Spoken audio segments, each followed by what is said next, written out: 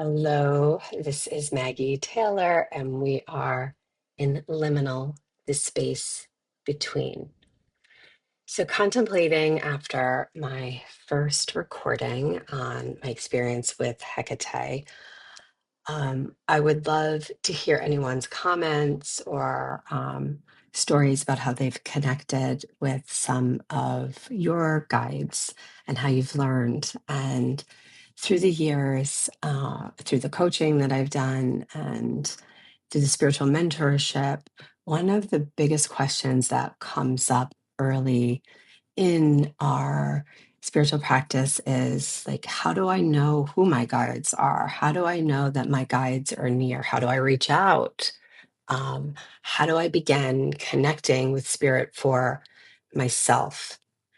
So, with that, I want to share what I've learned through my own experience in walking between worlds. So, for everything that I'm sharing here, this is all about my own personal experience. It doesn't mean that it is anyone else's. This work to me is deeply personal, and your intuition and your relationship with spirit may unfold very differently from mine. So, anything that I'm sharing, if it resonates, fantastic. And if not, please just let it pass you by.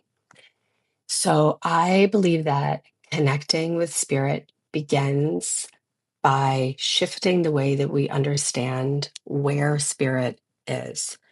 So many of us, especially those like me who grew up within Catholicism or any traditional religion, I know that I was taught to think of quote unquote heaven as very far away, as up in the sky, as distant. And to me, there was a frightening aspect to it as well. But through the years and through my awakening, I do not experience that spirit is somewhere far away from where we are right here, right now. The energy of spirit and other frequencies and energy is always right here, right now. So, although we may not be able to perceive it with our physical eyes, our intuition, our bodies, and our deeper senses can feel energy. All of us, because we are energetic beings, can feel energy. So, the unseen world is not necessarily somewhere else. It may be right here for you, existing alongside the physical world through different types of perception. So, my own connection to spirit became undeniable after the passing of my younger brother, Patrick. So, almost immediately, not almost immediately, I felt him, I spoke to him, synchronicities and mystical experiences began happening all around me. And his communication did not always arrive in words. Sometimes they came through energies, through like perfect divine timing, through dreams, through an inner knowing, or something in nature, as well as things happening kind of like around me or even like moving in the house. But one of the most profound messages that came through very, very early on was through a Fox visit. So, not long after Pat died, I was going to visit my mother, who lives about an hour away. And something I had said during a phone conversation had greatly upset her. So I dropped the kids off at a friend's house and I began driving up to her. And I was completely torn apart that I had said something to hurt her. I just had so much grief. And if you have lost a sibling, it's a unique kind of grief. It's complex in that you have your own loss, but then you're also witnessing, if you have other siblings, um, their loss and their grief, and then the depth of the experience of watching, witnessing, and the empathy of watching your parents endure the loss of a child. So it's very complex in the levels of grief, which can happen with other losses as well. But just coming back to my experience. So I had a ton of guilt that I had harmed her. Um, and in this time, this was the first like couple of months afterwards, you're really just trying to, at least I was trying to survive my own pain while watching people that you love experience something that you really cannot repair or do anything about.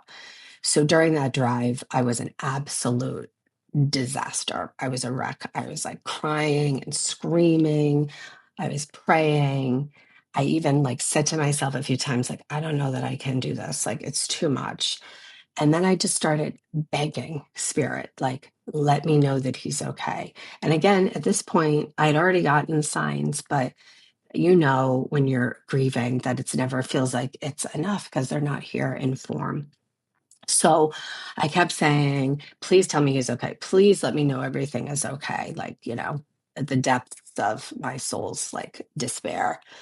And I was in such pain at the time. Like I said, a part of me wanted to give up, even though I just continued driving because I know being up there was the right thing to do. And then as I'm driving and I'm in this and I'm at that point of like, oh, forget it. It was like time slowed down and all the cars around me, there all of a sudden there were no cars. And I know the exact place on the road because I still drive up to her and I see it every time. But along the side of the road, a happy little fox was trotting quietly towards me. So I slowed down, I pulled the car over, and the fox stopped and he looked at me and we locked eyes. And as I locked eyes with this fox, something shifted within me. It wasn't a voice, it wasn't thought, it was like energetic transmission, a wave of energy and recognition shifted in my body. And I started like, this is going to sound crazy, but I started like laughing.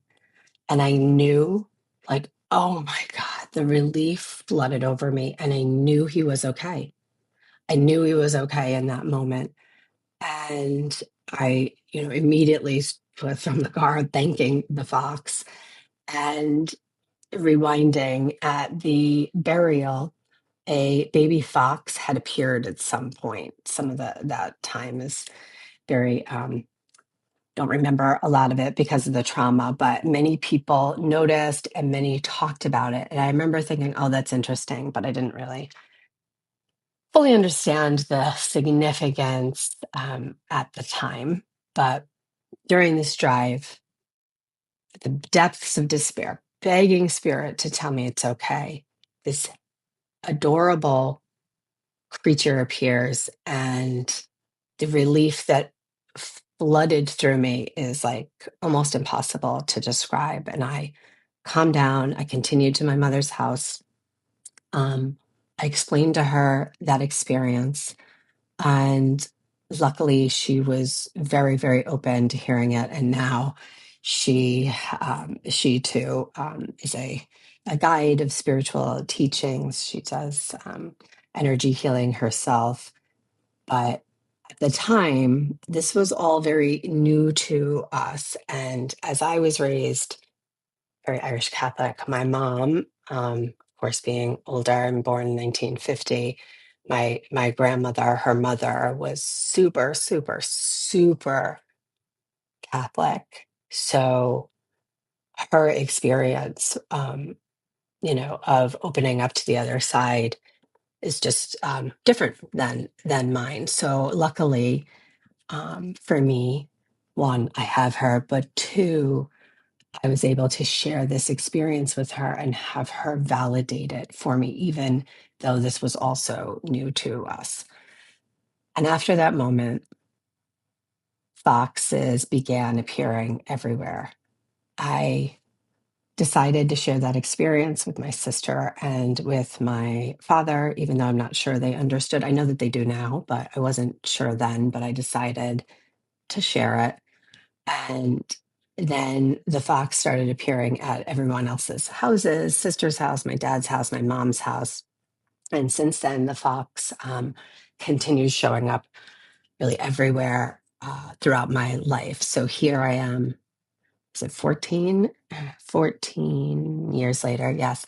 14 years later, and the house that I've lived in for the last 9 years, fox live around here.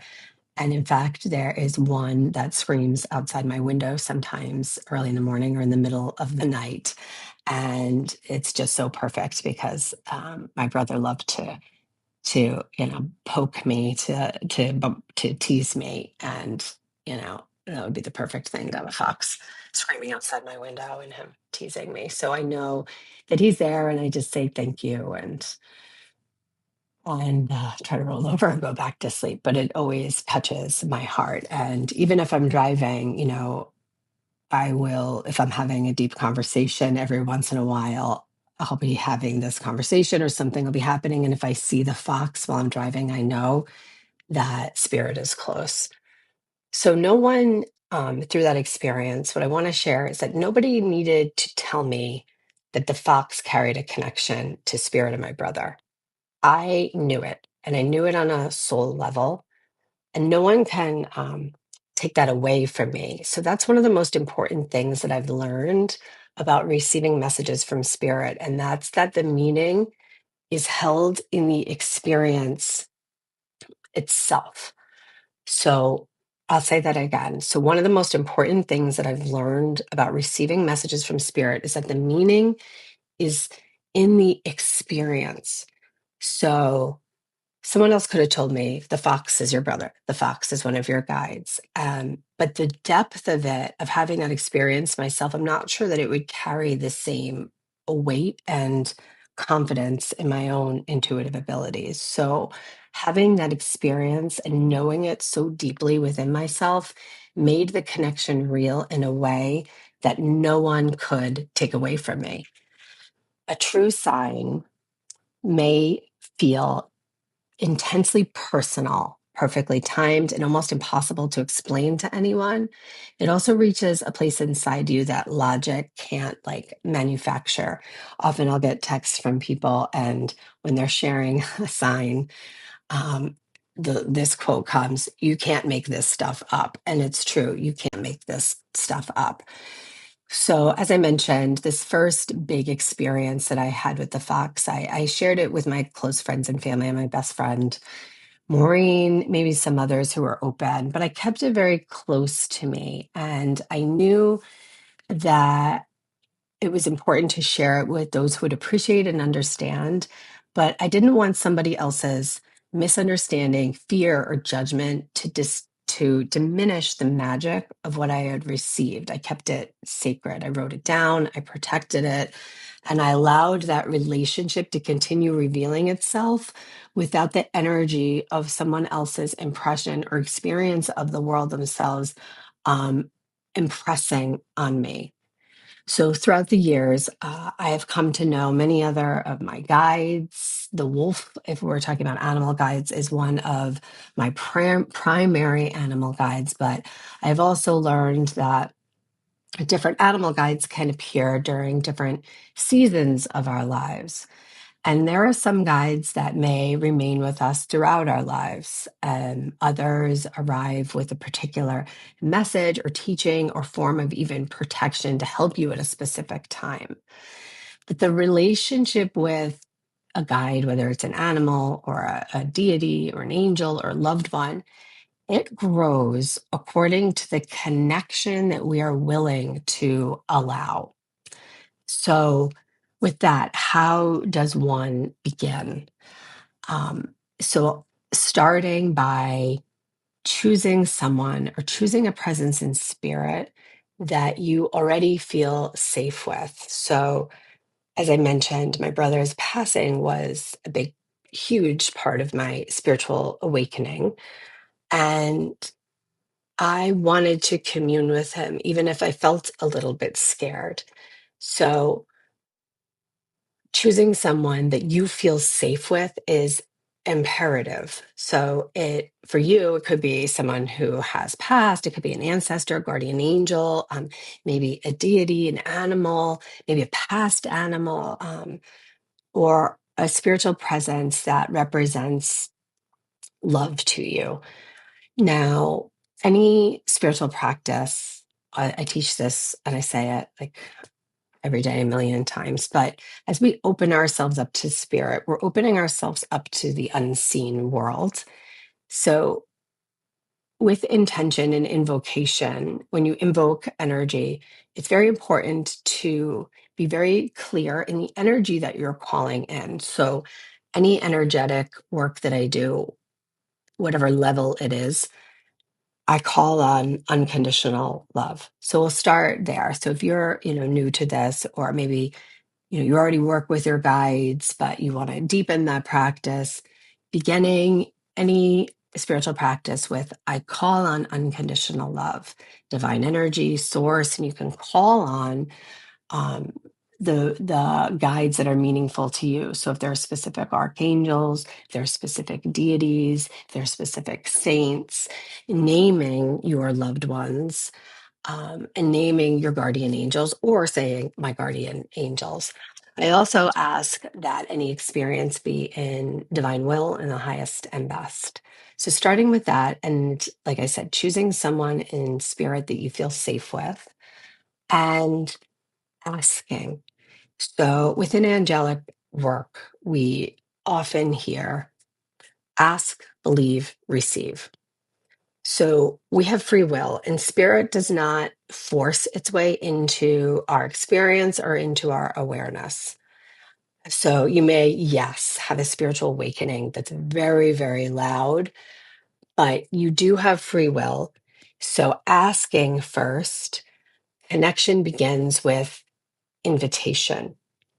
So, luckily for me, the believing part and the fear part got shaken up because, and it became less difficult for me after my brother passed away because I think sometimes the pain can open you up to new dimensions. So, and my mystical experiences were so loud and so consistent that I couldn't ignore them. But for many people, the believing part is where the mind will step in. So someone asks for a sign. Okay, I did my invocation. I talked to spirit. I asked for a sign, and then something happens, like a feather appears, or a particular song plays at the exact moment they need it, or an animal crosses the path, or a scent, or even somebody says something, or you see an image on a T-shirt, and you see the sign, and a sudden wave of peace moves through, and then the mind says, "That's not it.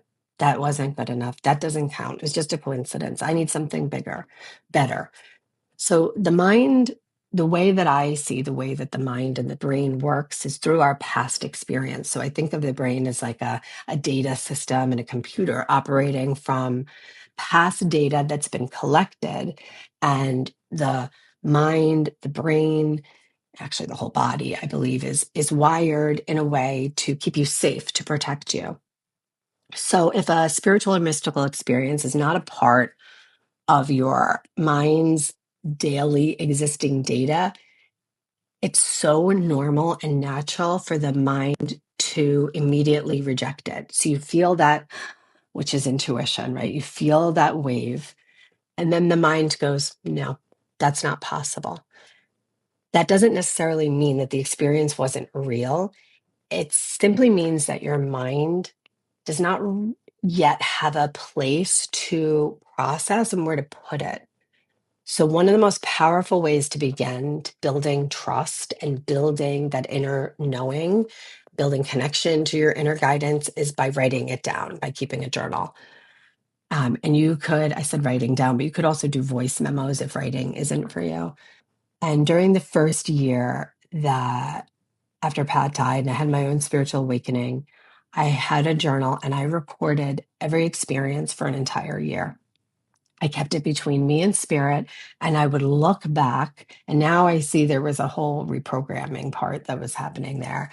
But I didn't want anybody to take away that magic from me. So I just kept building it between me and spirit. And although I can sit here now and speak so openly about walking between worlds and liminal space and deities and all of that, you remember that for me, there was a time where talking about all of this was brand new, and it was vulnerable and really scary.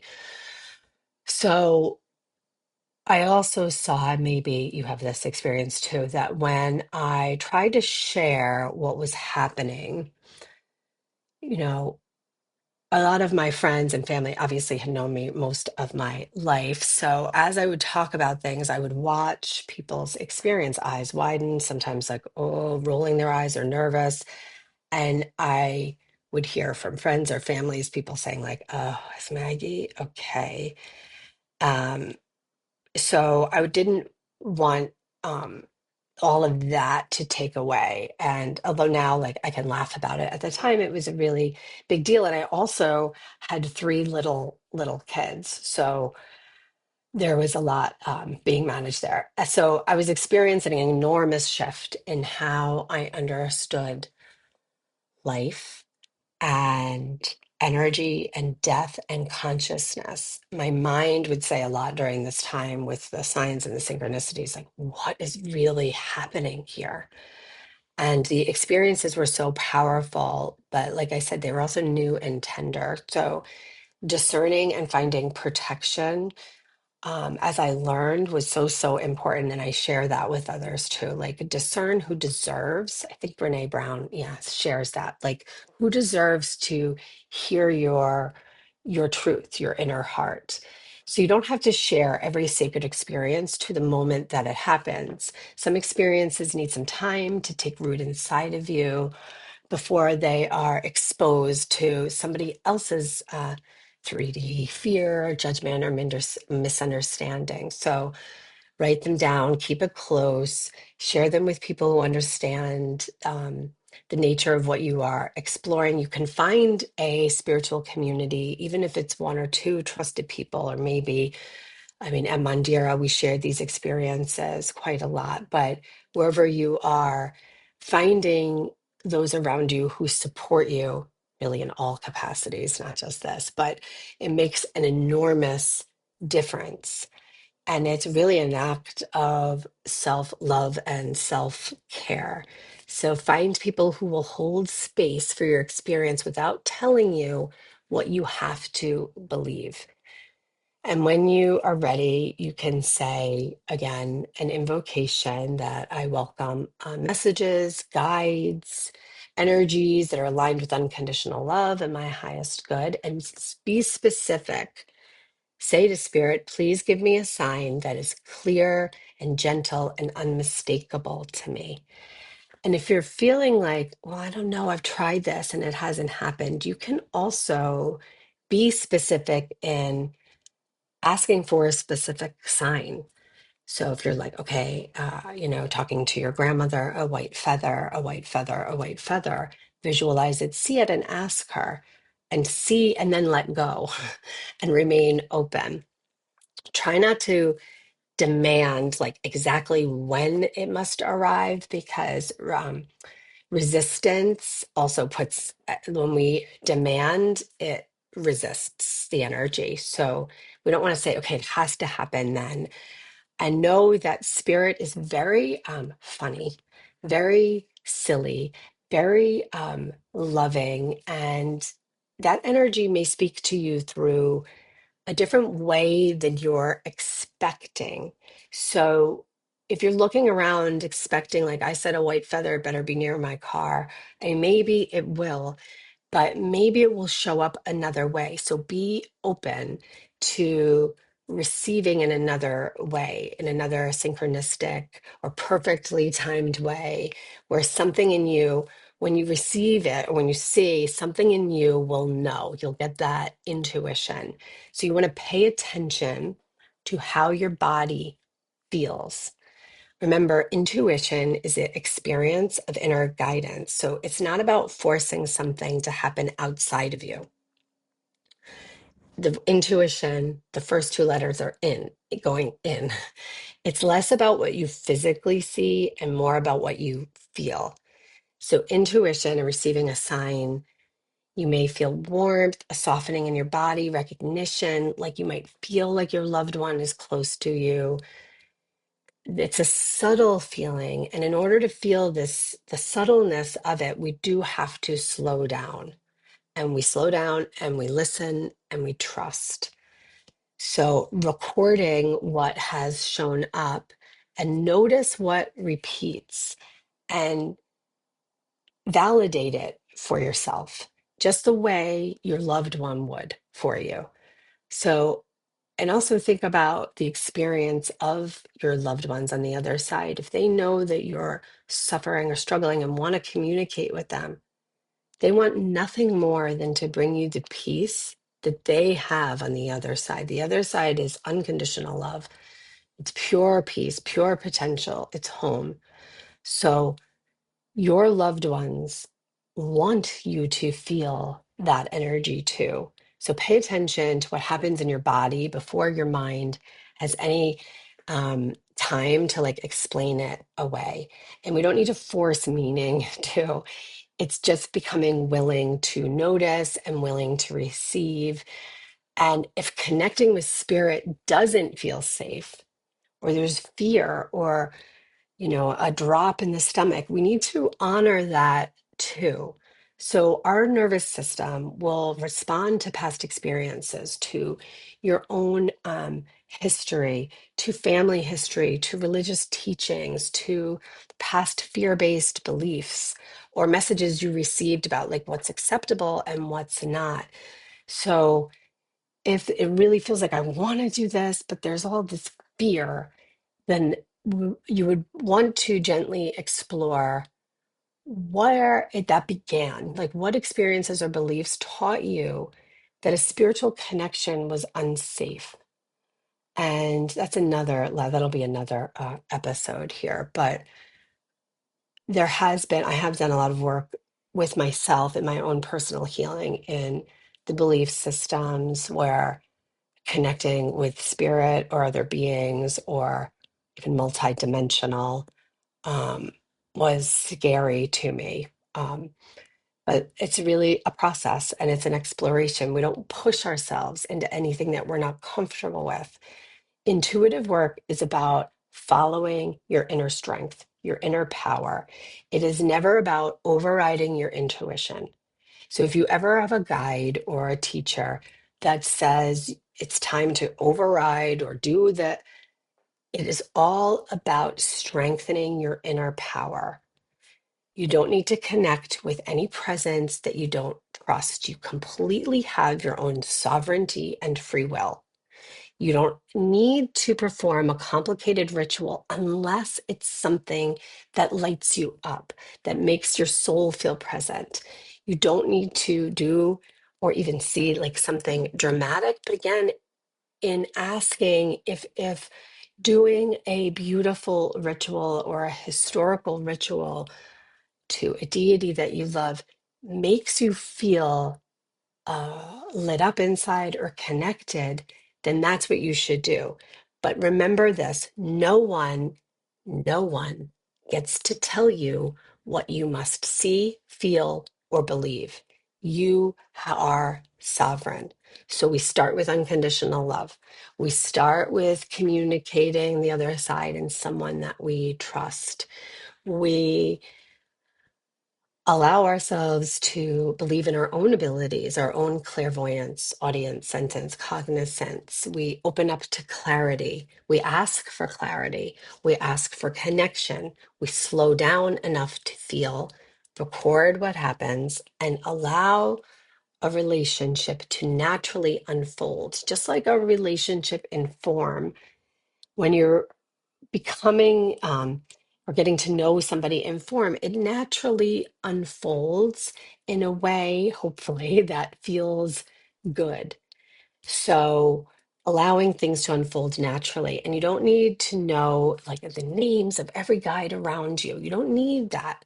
What I think that we need is a relationship, a comfort, a trust. We don't need an impressive long list as a spiritual person of all of the beings that are around you.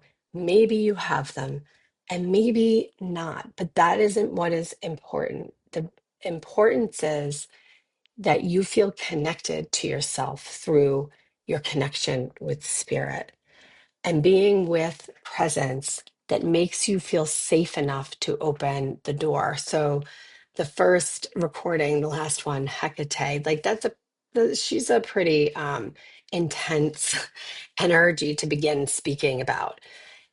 I never 14 years ago would have understood or been able to connect with that energy. When I began, it was a fox. It was my brother. And then it was also my grandparents. My father's parents were on the other side. So I spoke with them quite a bit. And since then, so many loved ones have joined over there, and they're all on my team, all of their personalities. But connecting with all these complex guides, and I do talk about a lot of them a lot. Because they're a part of my experience, but it doesn't need to be for you. What is most important, again, I'll say it 100 times, is the relationship and how you feel when you're connecting with spirit. So, like when I do private sessions with people, I may feel someone's guides. I may feel the presence of a loved one who's passed. I may share what I receive, and that can be deeply healing and affirming. But there's something so powerful about you feeling your loved one near, or you recognizing the sign, or you knowing that this connection is real. When you begin trusting your own connection with the unseen, you are not only opening up to your spirit guides, guardian angels, and your loved ones, but you're opening up your own inner wisdom. I talk a lot about like light codes and all of that. You're basically activating your own light codes. You are opening, when you connect to spirit, to a world of all potential and all possibility. Our spiritual sight begins with visualization and imagination, but also our spiritual knowing, our spiritual intuition, it begins with feeling. So remember that you are a spiritual being having a human experience. So it is normal and natural to connect with the essence that you are, which is spiritual. So you can live in this world and walk in the other worlds as well. You can be in many places at once. As Ram Dass says, it's one of my favorite quotes. He's one of my favorite guides. We are all just walking each other home. And thank you for helping me walk home and for being here with me.